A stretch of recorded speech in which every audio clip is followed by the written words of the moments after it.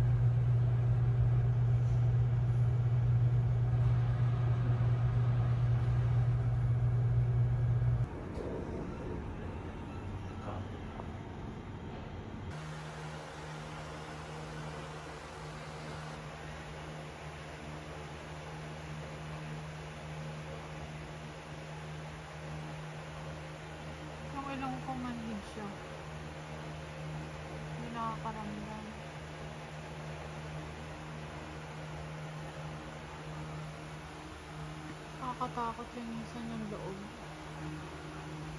Ang dami pandugo eh. Kamukha mo si TL. Oo nga, sabi ko nga sa kanya magkamukha na kami. May girlfriend na akong bading.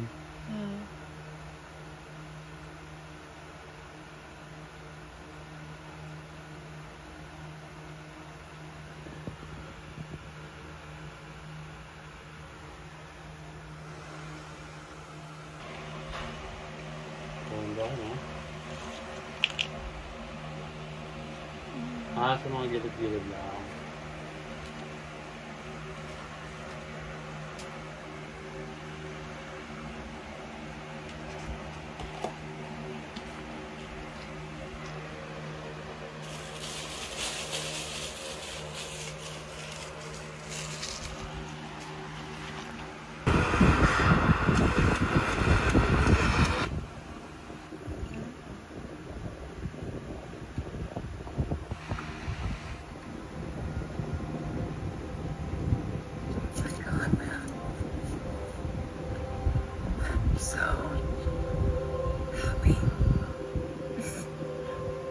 Everybody was so happy watching it.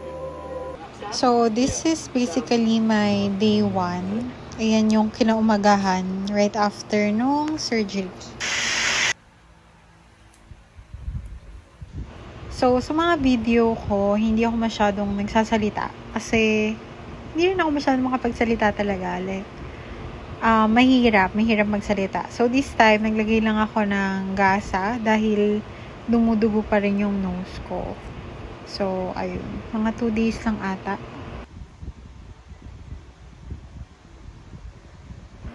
Then, here's my meal. Lugaw lang. And then, pineapple juice.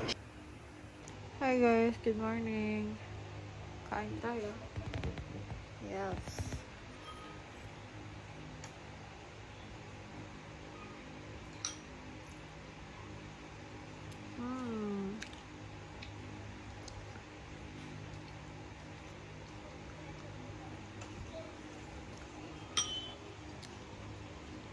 Pagkatapos ko lang maglinis ng sugat, tapos kumain. After nito, pahinga muna. Ay, cold compress muna, tapos pahinga. Tapos, update ko na lang kayo ulit mamaya.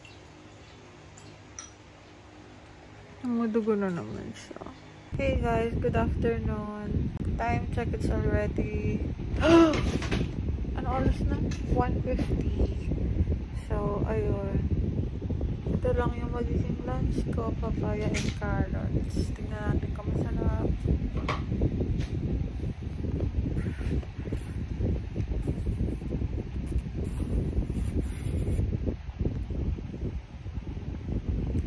Okay naman siya. Hindi kasi hindi masyadong matamis yung papaya, pero okay naman kasi healthy naman. Tapos, inom lang ako ng pineapple. And then, magko-cold compress ako.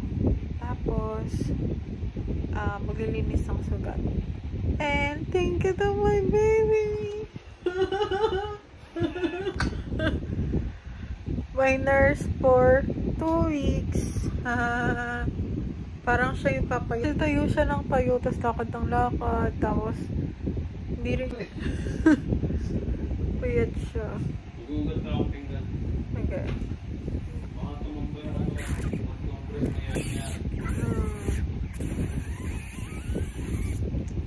Ayun lang guys, balitaan ko kayo ulit. And may interview ako sa August 1. So 2 days from now. Sana medyo makapagsalita na ako na para makapasa ako sa interview. Ayun lang guys. So ayan yung progress. Parang wala pa. Lalo pa siyang namaga kasi dito pa lang. Pero ayan. Balitaan ko kayo ulit. Bye! Hi guys, don't forget to drink your pineapple juice kasi makaka-help siya sa pag-heal nyo because it has vitamin C. Yun lang. And then, syempre, take pa rin yung vitamin C for fast healing with zinc. Hi guys, so it's already 10:25 in the evening and here's my dinner. Nagpabili lang ako ng mashed potato. Yan lang ako pala. Tapos yung price, and then ito.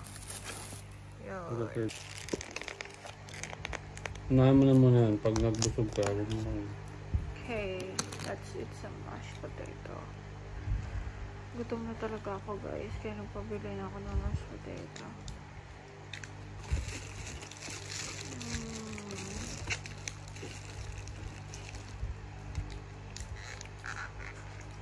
Ayan, ganyan lang tayo pag kumakain.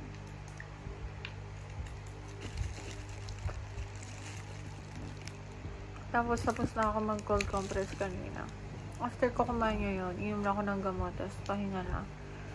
And then, ayun. Tapos na rin pala ako maglinis kanina, guys, after ko mag-cold compress. So, I'll just update you tomorrow.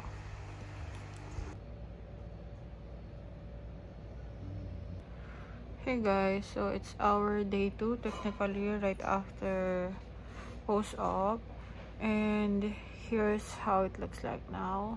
And medyo super maga siya, pero parang nawala na medyo yung size, unlike kahapon. Yung sa baba ko, ayan, medyo magaling na siya, and then yung sa ears, medyo magaling na rin siya.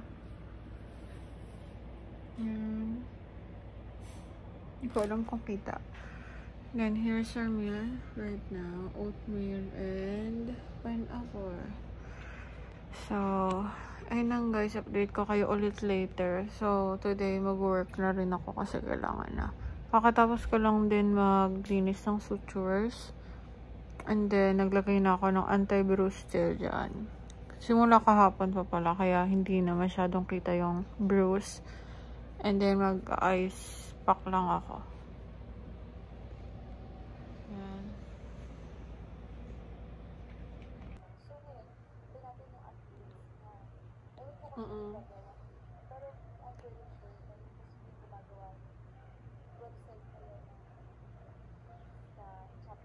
Oo, yun yung gagawa. Si Marvin. Oo. Kasi nung nakaraan hiningi niya yung parang login mismo. Hi guys, so it's already day 3. And tinanggal ko na yung tape. Pero ang dumi ng mukha ko kasi yung dikit ng tape nandiyan pa rin. So, super magana ako ngayon. Kita nyo naman, pati sa leeg. Ayan. Update ko na lang kayo ulit.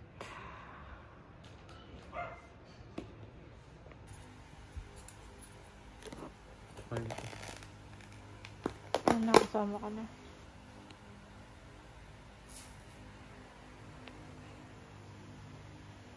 Guys, so it's my 3rd day right now, and ay nakaligo na ako. Kakatapos ko lang maligo, kumain, maglinis ng mukha, nag-warm compress na rin ako.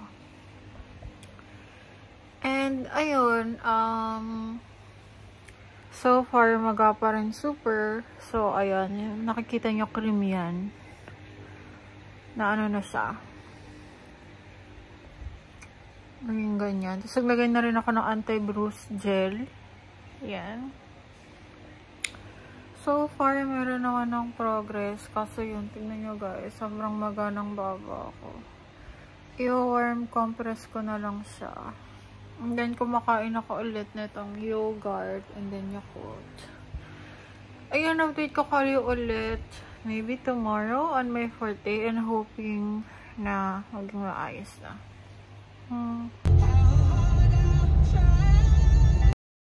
I'm on my way kila Doc para magpa-oxygen kasi pangit ang healing ko.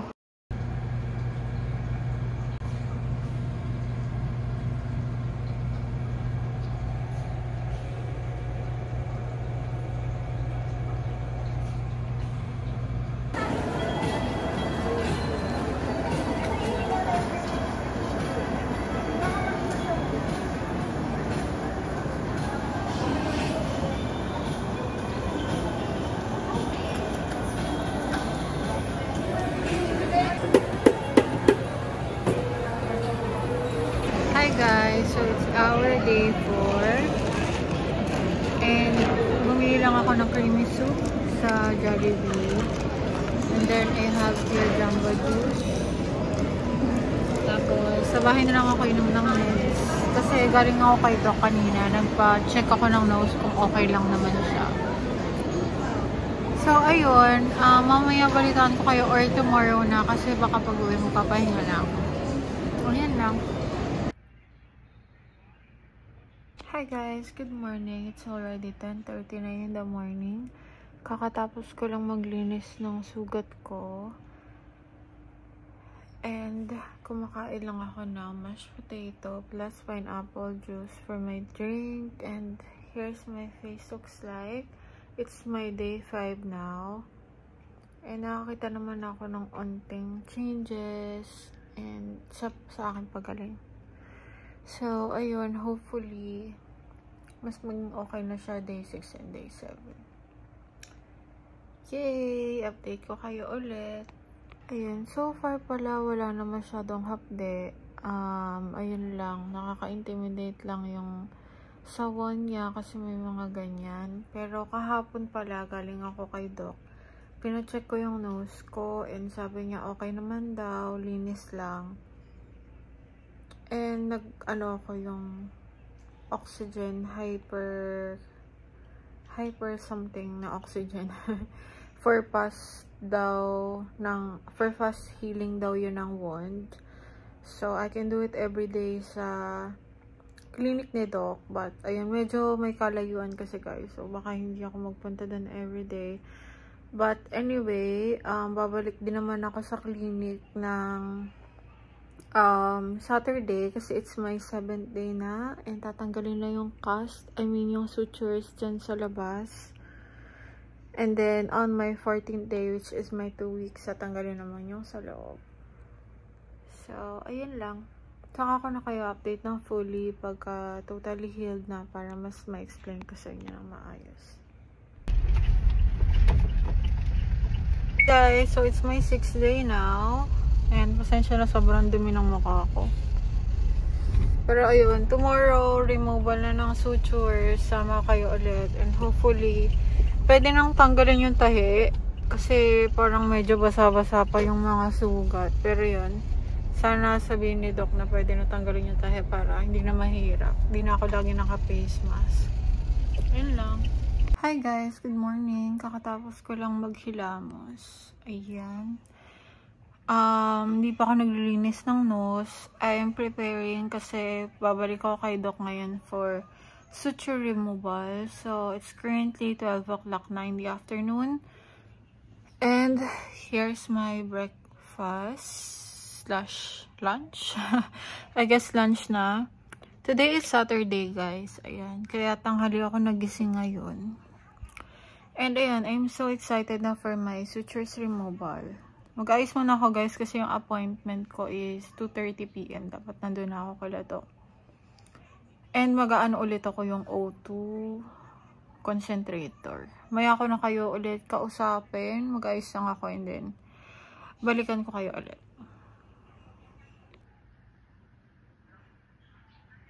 Okay guys, so oxygen na tayo while waiting kay Doc. Kasi nasa OR pa ata siya. Yan. Oxygen lang siya.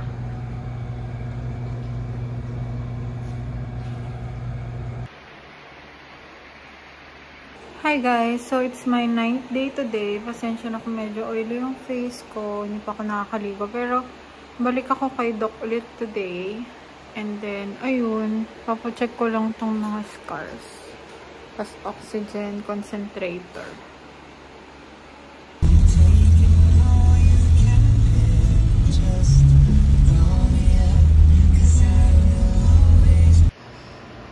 Hi, hindi na pala ako nakapag-record guys ng mga susunod pa na clip right after nun. Pero ito na yung naging itsura ng nose ko after ng mga ilang araw. So, ayan.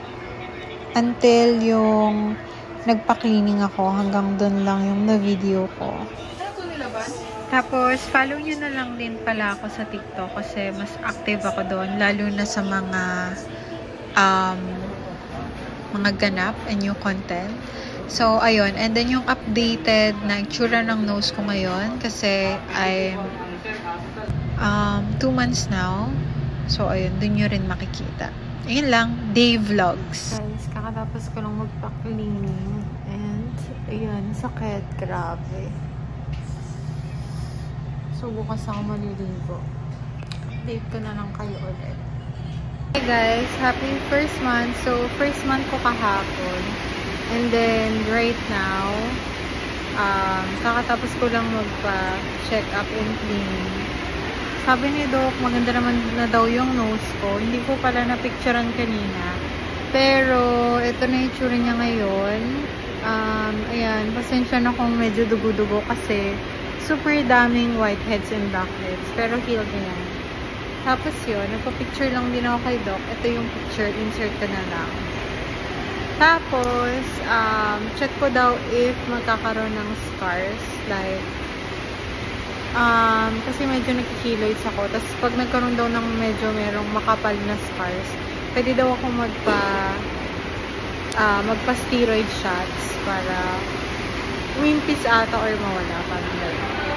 Pero yun, medyo tumataba na rin yung nose ko. Nagmumukha na siyang natural. Unlike before na super tangos. And, mas nagugustuhan ko na siya ngayon. So, ayun, gagawa pa ako ulit ng mas maraming video and Q&A. Abang lang kayo. Medyo nagpapagaling-galing pa ako ng content.